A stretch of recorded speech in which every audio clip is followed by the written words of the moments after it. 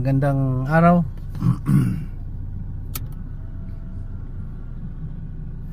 Magandang araw sa araw ngayon August 19, 2024. Yan. So anyo apostolic job anyo na naman. Yeah. So I hope you are still there. May nag-text sa akin Messenger, "Sir, ganda ng mga videos mo pinapanood ko talaga. I-publish ko dito sa dulo para hindi niyo sinabihin na nagsisinungaling ako." Sabi ko, "Sir, yan ang concern mo sa akin dahil hindi ako nakakakuha ng magandang maraming subscribers." dito lang yan sa itong YouTube ko, dahil meron pa ako isang YouTube na 24,000 uploaded videos. Luma yun 2010 pa yun na aking mga podcast at mga video login. Dami doon, siguro mga 150,000 subscribers or something. Worried siya dahil wala daw akong subscribers. Thank you, sir. I love you, sir. Mahirap nga mag umpisa ng topic ngayon dahil parang I don't feel like talking. Alam mo naman, hindi ako sanay sa nagsasalita. But my mind is full of vigorous and tremendous topics. The same lang yung topic natin. Ayusin lang natin yung mundo. Wala akong pakialam sa mga local. May issue din tayo sa Philippine issue topic balang araw. Ito, paatras na naman tayo, pero habang nag-atras, hanggat makakuha tayo ng magandang nag-sounds yung aking mamaya ka na dyan mag-sounds. Paatras tayo, ganyan 1 meter per minute. Nandahan lang. Ito papabot sinasabi ko papabot, walang kwentang tao. Huwag niyo siyang pansinin. Bobo yan. Anti-Islam yan. Huwag naman ganyan. Kasi pabalik-balik ang utak ko sa bakit siguro ang title nito is physical attributes ng human race. How vulnerable we are. Di ba? Pabalik-balik ang utak ko sa nangyayari mula noon hanggang ngayon. At bakit tayo nandito? Di pa explain ko lang. Kasi itong nagsusubaybay sa atin, hindi ko kilala to concern din siguro siya sa mga nangyayari at alarming na talaga kung anong punot dulo ng mga worldly affairs. Wala man akong problema sa local, madali lang yan. Nagko-concentrate lang ako ng world affairs mula pa nung maliit pa ako.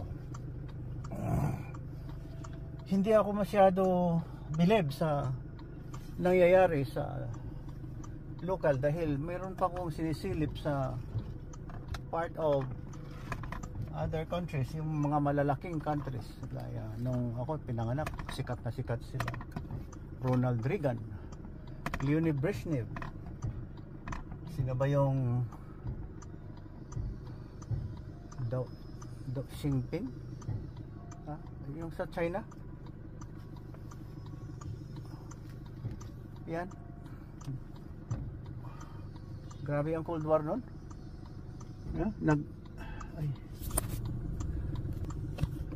Nagtatakutan.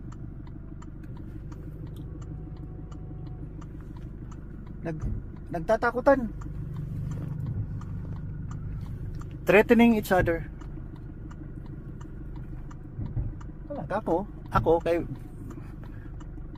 bata pa at saka teenager, hindi ko man pinapansin kasi I know may God naman tayo na nagpoprotekta sa atin. At maganda naman yung hanap buhay namin kahit papano, kahit nasa liblib na puok lang ng maliit na bayan. Doon pa sa baryo pa. Primitive. 6 o'clock ng gabi yata nakakain na kami, or 5:30. Pag wala ng araw tulog na kami lahat. wala pang kuryente noon eh. Then, yeah. Yan si Papa Bot, hindi siya masyado nagbibigay pansin sa mga petty criminals. Wider scale si Papa Bot. Pasensya na kayo kung gano'n ang aking peg. Kung gano'n ako bumanat. See? Sounds muna tayo, sounds.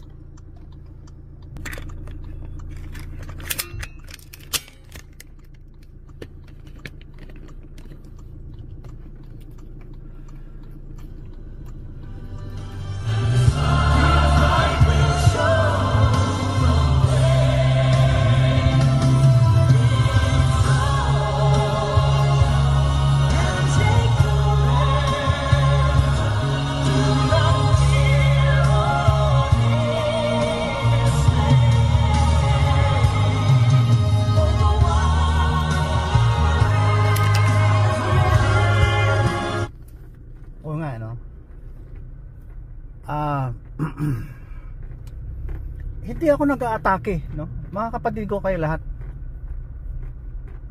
Balik tayo sa physical attributes. Dumating tayo sa puntong ganito na marami na tayong mga technologies. Marami na tayong advanced science. May artificial intelligence na ganyan-ganyan, hindi ko maintindihan. Progressive na talaga ang universe. Marami na tayong alam. So with the killings, see, nakita mo mga threats na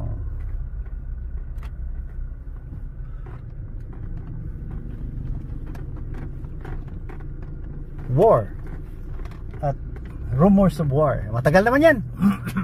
Kaya ano ko lang na-reflect ko lang ngayon dahil siyempre matanda na tayo. 66 years old. Wala na tayong sinasabi. Ito na, pa-drive, apostolic job, pasundo na naman ang apo. Great, di ba? Great job. Kaya sa physical attributes natin,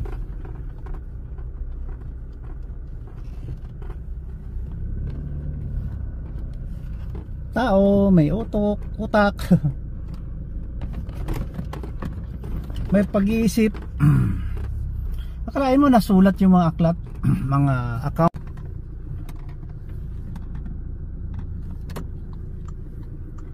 Noong araw, dahil na-discover nila may mga artifacts, na-discover nila. Very slow ang evolution ng tao.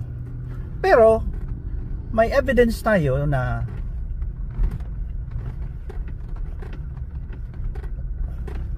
sa memoirs, yung mga remembrance, mga hidden treasures, mga coins, ng mga leaders, nakaukit lahat doon ang kinalang kung ano sila, anong affiliation nila.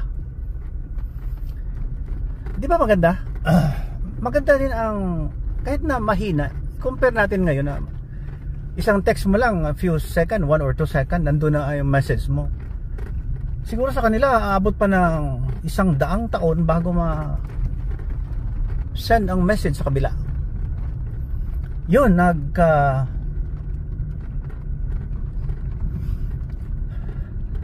nagkaroon ng parang may lag ng communication. Kahit na nung maliit ako, yung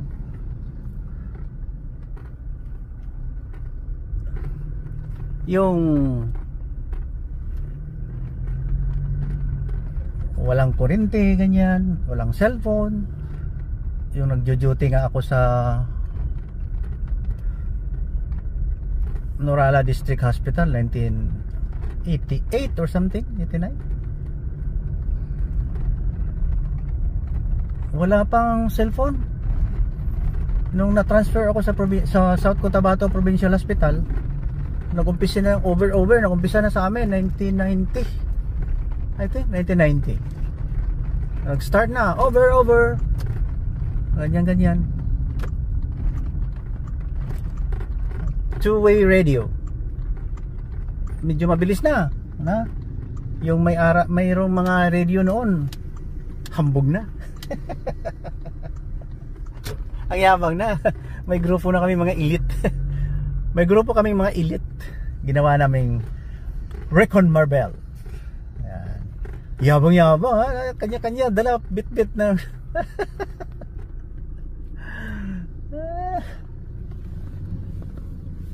Bit-bit na handset.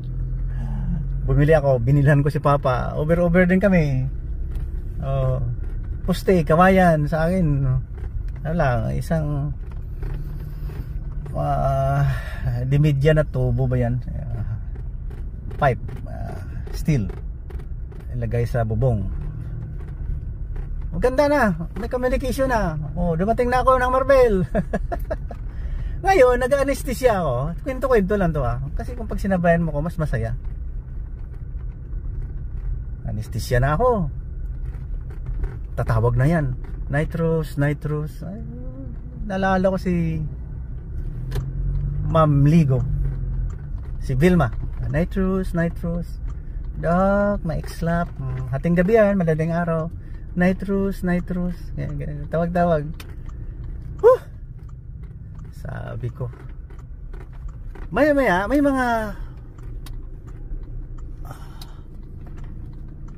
ano tawag yan? Jammer.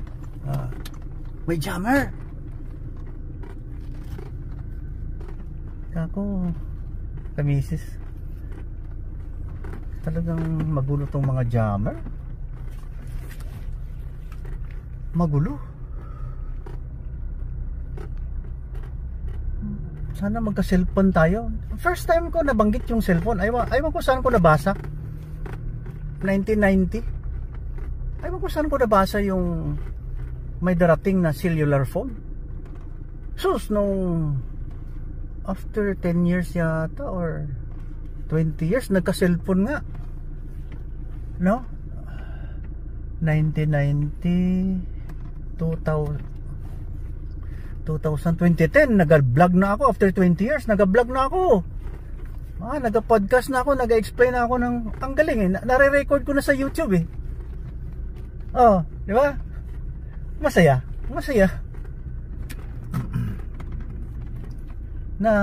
Nare-record ko na ang aking kung saan ako pupunta, dinidescribe ko na. Yan. Maganda na, advance.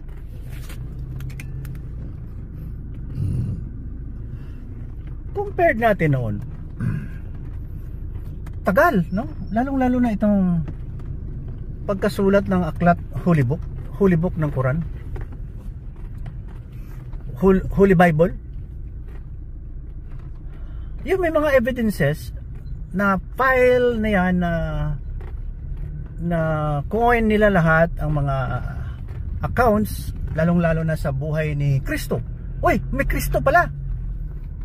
na ganito ang nangyari kay Kristo, Hesus Kristo. Alam mo na yan, no? Okay. Ngayon, nanganak itong si Lolo, pinanganak si Lolo. Sumikat si Lolo dahil sa kanyang mga account. Oh, siya lang. Account niya, ganito, ang alak, yung pinakamataas na being, siya dyan tayo lahat galing. Oh, doon, yun, si alak na ang kanyang idolo. Compared sa Holy Bible, si Jesus Christ ang nagsabi na may God, na doon siya pinanganak, ako ang messenger, ako ang savior. Kay Jesus Christ yun na account from the disciples. Okay. So kung may naisulat ng ganyan galing sa mga disciples, mas maigi, mas matindi.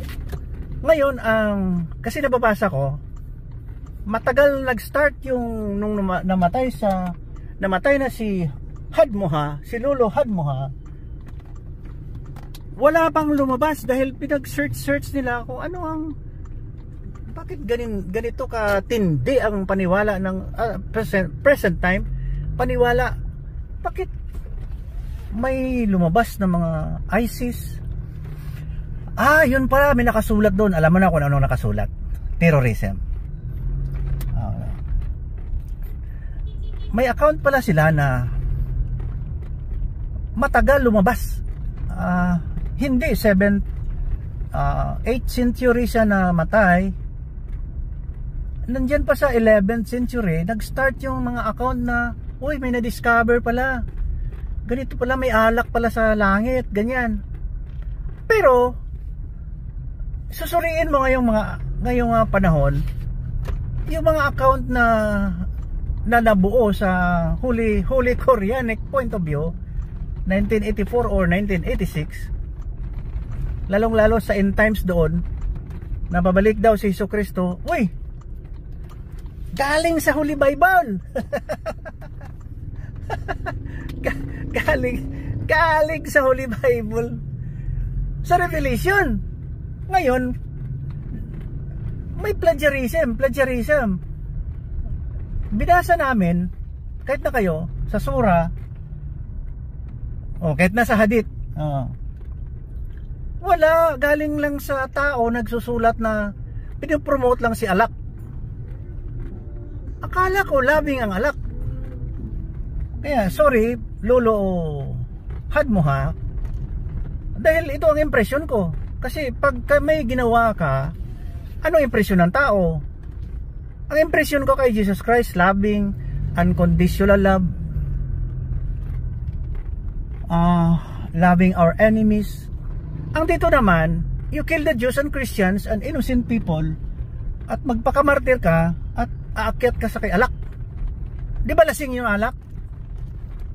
Ganito lang ako magkasalita kasi I love God, I love that person kung sino yan, pero hindi ko lang gusto dahil may nagko-consent ng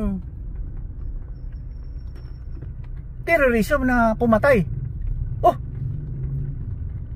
Bakit killing, bihiding yung, hindi ko maintindihan. Brutal. Ngayon, balik tayo ha, ganito ha. Ano ang ipamana natin sa mga anak natin? Ha? Yung take over na mga bagong paniwala na kuhang-kuha galing sa Holy Bible, ang kanilang style, ang kanilang narrative ay pinag-twist totally about face.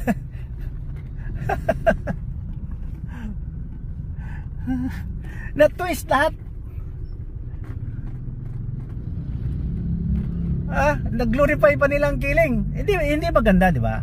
Ikaw ha, normal ka, di ba? Hindi ka moron. Moron tribe. Gusto mo bang ganyan din mangyari sa family mo, sa mga friends mo? Hindi maganda, di ba? Nilusob mo pa ang Israelites dahil hate na hate nyo sila. Ito pa isang matindi. Bakit kayo may hate? ginagaya-gaya nyo lang ang Holy Bible, may hate pa kayo. Ayaw nyo ng Diyos. Di ba ang mga Jews yan, monotheism yan, ayaw nila kay Hesukristo. Dahil sinabihan sila na all have sinned and come short. Galit na galit, kaya sila pinarusahan halos. So kung galit kayo dahil may Hesukristo kayo, na pinarusahan si Hesukristo nyo, binalik nyo ang galit dun sa Diyos, mas hindi maganda. Hindi maganda ang itanim mo talaga ang galit. Kahit sa Christendom, forgiven na yung nagkasala. Ako Christian, apologist. Kaya lang, hindi lang ako polemicist. Matindi ang banat ko. Okay, di ba? Dito na tayo sa Apostolic Job.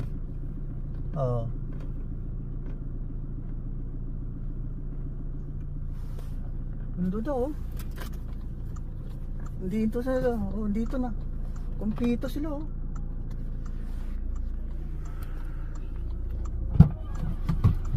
Ay, Papa, duwak mo. aga-aga nyo Come here. Move. Aga-aga nyo Why are you here? Ate.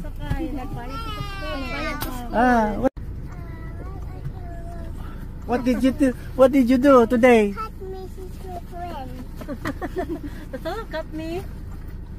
Cut me, she's my friend because she's my And then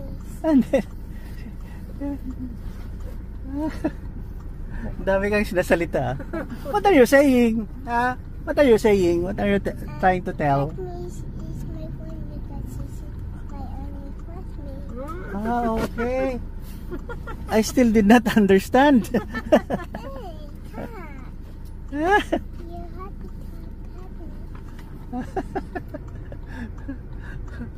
Ano lang ikaw maadok daw ang schedule ni Chloe ba daw 9:30 to 10:30 yata ka exam. Oh yeah. Chat Okay. na sa oras naman. Okay, sige. Ay, lingaw. Lingaw kayo ang puja. Lingaw ang puja. Lingaw ang puja. God, you're hiding somewhere. Wala siya ka walking kaya dili mo nagagi sa grass. You want to walk by the grass there? Dami mag-ano. You want to go down and then walk at the grass? No. No? Tomorrow. Okay, tomorrow. Okay. Ganahan siyang lakaw sa. Ganahan siyang lakaw sa. Kato yung kisati ya, diri si Doc papabot. Di agi mi to kay isa nagawal din siya kay di siya gusto mag agi diri kin mo agi sa sarisa. Yeah, oo.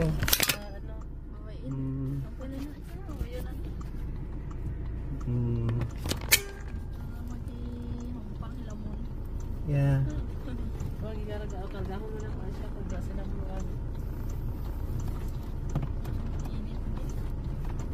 Ate Althea, oy, are you here? Okay. Why ka class? Next week, okay. 22. On 24. Oh, yeah. Oh, Yeah. Sabado man na. Hindi ko katan kasama ko. Uy, Sabado na. Di, oy, absent ko, oy. Kita ibantay dito sa Litson, kitagang Dagan na mawala. Diyak. Ikaw ang guardian, ha? Litson guardian. Ay. Yeah. Ikaw ang magbantay sa mga litson aron dili mawani. Unsa mawani? Mawala kasabot man lagi ka. Abi na kog taga Panay ka, Karaya. Karaya Ano gani nang inyong lugar? Dueñas. Nya taga Davao na, kamao na mag-Bisaya. Apil si nanay kamalo na. Ato na ka dito sa Palo 19 kay daghang Bisaya dito. Dito sa tuktok sa bundok sa bukid. Sa tampakan, doon sa Mount Matutom. Ay, dili na yan. May diyan akong tapakan yan ulit sa balay. Di, kuyo ka kay kuno, tanaw dito sa ilang aircon nga balay nga kung gabi, murag freezer. Oo, tugnaw kay dito kay Pag sige ulan, pero wala ulan. Hindi wala. init pod. Ah, okay. Yeah.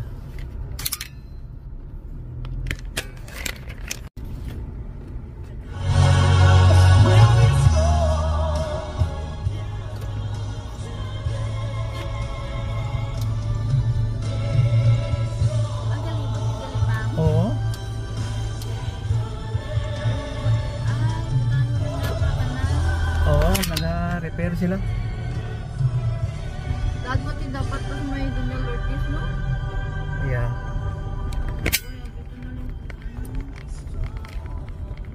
Okay na mga engineer. Breeder mo kay lapit ng eleksyon. Sir! Agi lang go! Bantay apo! Sundo! Na, ara lang! Sundo apo!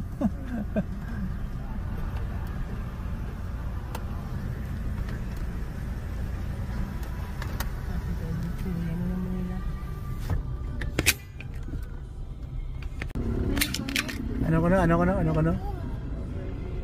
Over there, what? The way of my home. Ah, the way to your home. We will not go home. Oh, look. Oh, look. We go to Mama Ace first. You see, Mama, Okay. first. It's okay for you? Is it okay? Ah, that's your way home. Kabalo siya. Kabalo siya sa dalan. It's the way home. Kapalo na sa mag-iiyak. Pwede ka na mo pauli. Ikaw lang isa. May na sundo-sundo. Ah, kabalo ka na pauli. They don't know how to go.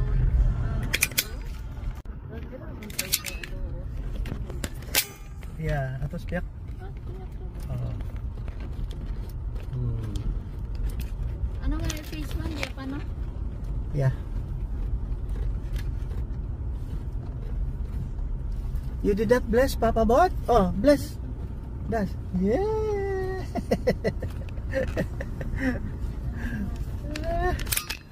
Kamalo na siya mag-bless.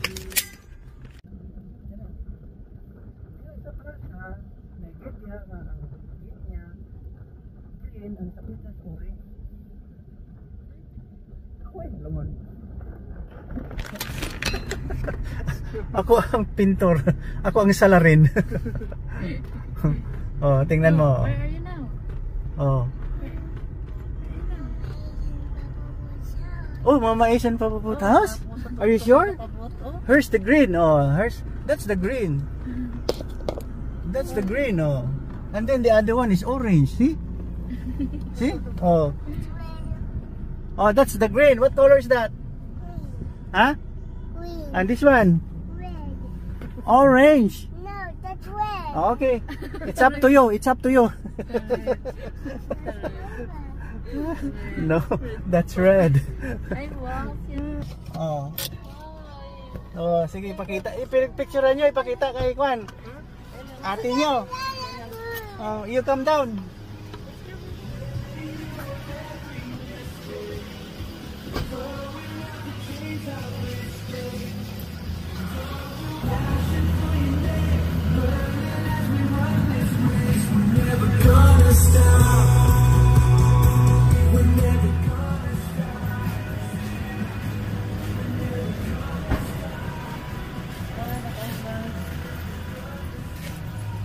Oh, ito dito sa sulod.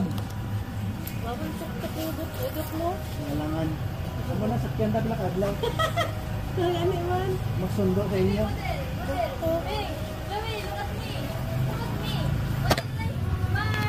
Picture there. Dito ka muna, oh.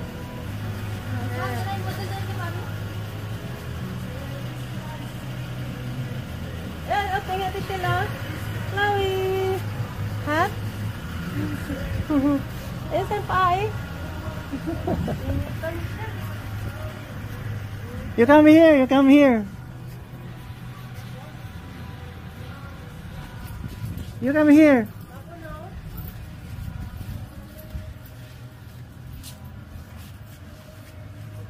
Ay, ara sa banyo. Ara sa banyo. Ang puli na lang tayo. His seal upon me and given me His Spirit in my heart. Finally, I came to the place where I realized that even in my despair, God had been with me all along. God has promised He will never leave us nor forsake us. In Christ, God has revealed His faithfulness to us from the beginning of time. In Genesis, Jesus is the ram at Abraham's altar. In Ganda ng Holy Bible kayo naman eh. Pinapalit-palitan nyo na for your own sake, for your own kingdom. You want to take over all over the world. Islamize nyo. For what? May Christianity na. Sumanib na kayo sa amin para walang gulo. Or isahin na lang yung paniwala natin, Abrahamic. Walang patayan. Brother, sister na tayo lahat. Sold out kayo niyan. Walang patayan. Walang superior Allah. Walang superior God. Isa lang naman ang God natin. Sino nagsasabi na dalawa, tatlo? Hindi, isa lang. So story goes na mayroong God's flesh. May God's flesh na pinanganak si Jesucristo. At prophesied. Ngayon bigla lang sumulpot ang nakatanggap ng theophany. Naka-receive ng Holy Spirit communication na yan ang nagmamahala sa langit at lupa, yung Holy Spirit ni God.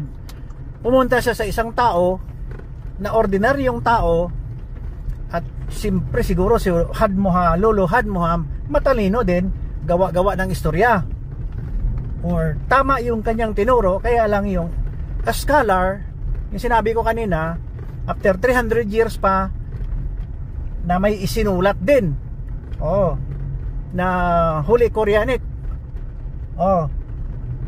Tao lang si Hadmoha. Yan. Kasi ang pakay ng mga ibang writers, itong mga scholar na to, i-promote din ang kanilang God na natat sila na yun na talaga, at yun na talaga. Ano kayo? mga bubo. Di ba? So wala tayong magawa kung gano'n ang paniwala nyo. Hanggat hindi nga na nagbago, dahil more than 1,400 years hanggang ngayon hindi binago, nandyan pa rin ang mga kalukuhan na nakasulat sa kaninyong aklat kuno na holy. Mayroon bang huli na may karahasan? Sa Ilonggo pa, sa putot mo nga sa putot mo pag-iisip, nagasimba ka pero bulayog ka, hypocrite. See? Alisin na yon, palitan na natin ang narrative. Di ba? Palitan natin, dahil sa technology ngayon mabilis, gaya nitong YouTube. Gumawa na kayo ng bagong edition na naman outside sa ginawa nyong 90,000 edition ng Holy Book na yan, yung Holy Quranic Point of View. Ilang ulit yan, pinagtagpi-tagpi at ginawang okay. Walang problema yan. Kaya nga sabi ko, wala akong kalaban eh. Kunting understanding lang to para mabuo tayo. Nakakahiya kayo. Puro pa naman tayo galing kay Abraham. Pati yung sinabi nyo, si Sem, ganyan, anak ni Noah. Hindi naman tayo lahat galing. Mga galing sa Judah. Anak ni Jacob.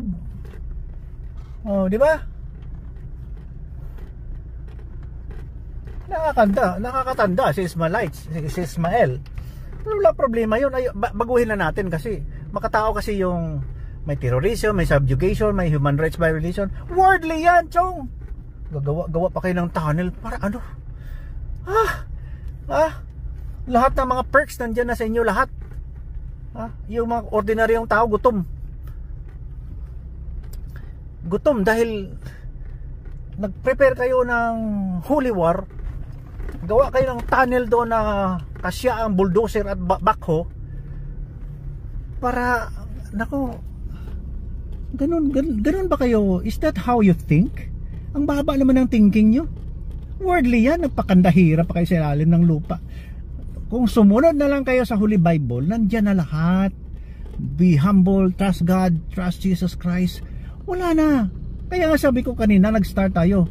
Physical attributes, health. Pag wala tayong health, patay tayo. Ha? Ni dengue ngayon, ha? August 19. Dami ng patay na dengue. Kung mangyari yan sa inyo, mabuti nga na buhay ka ng COVID. Hindi ka ba grateful na buhay ka? At pinapairal nyo pa hanggang ngayon ang kaninyong ano yan, revolution jihad. Para ano, hindi kayo grateful na pagkatao. Mayabang kayo. mayabang lahi nyo. Ha? Huwag naman ganyan. Kasin tayo eh. Ha? Di ba sabi niya sa English, kasin? Kung sa Tagalog, tahan. Di ba? Pag magkasin, pinsan, brother, sister, o brad, sis. Ha? Hirap yung paintindihin ng tigas-tigas ng tigas ng ulo nyo. Moron. Sa sunod na naman. Dito na tayo sa ating lungga. Dito tayo kanina eh, balik-balik eh. Pagkasin yan, kasintahan. Ito nga, heart to heart talk sa inyo ah. Dito na tayo bumalik sa lungga eh.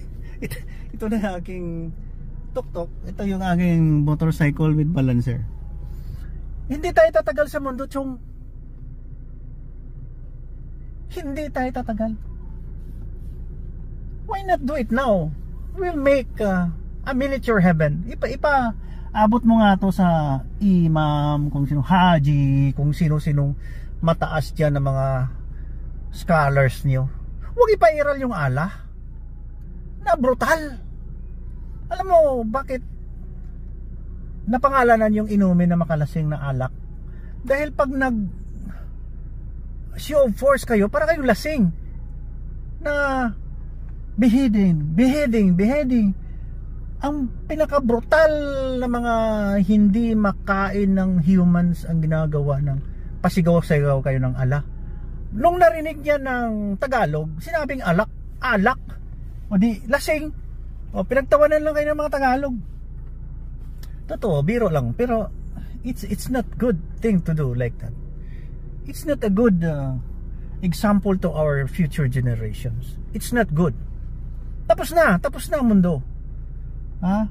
Nagpakita na ang Holy Spirit sa mga church builders. Nagpakita na, tapos na. All we have to do is just to follow Jesus Christ, kasi nakasulat na. Hayaan mo na yung Diyos sa tura nila, may God sila eh. Pumapatay sila dahil pinatay nyo eh. Retaliation yan, ha? Puro kayo monotheism, mabuti pa yung Hindu, mabuti pa yung Buddha. Lahat siguro dyan nakatanggap din ng theophany yung mga ano dyan, yung mga sumulat nyan. Bakit mayroong sumibol na religion ng ganyan? Good works. Peaceful talaga ang Jesus Christ, I tell you. Wala siyang wala siyang katulad.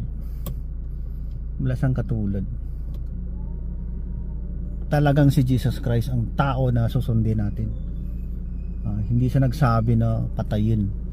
Walang beheading, walang woman subjugation, women violation of their rights. Wala. Respeto lang. Kung ayaw niya, di ayaw ko rin. Wala. Hindi sasakit ang ulo ko. Ito, nagbabalag lang ako ng podcast na ito para ma-broadcast ko yung podcast. Papabot on divine casting, podcasting. Hirap niyong paintindihan. Ano ba kayo, bobo? Bobo niyo? Yes, bobo.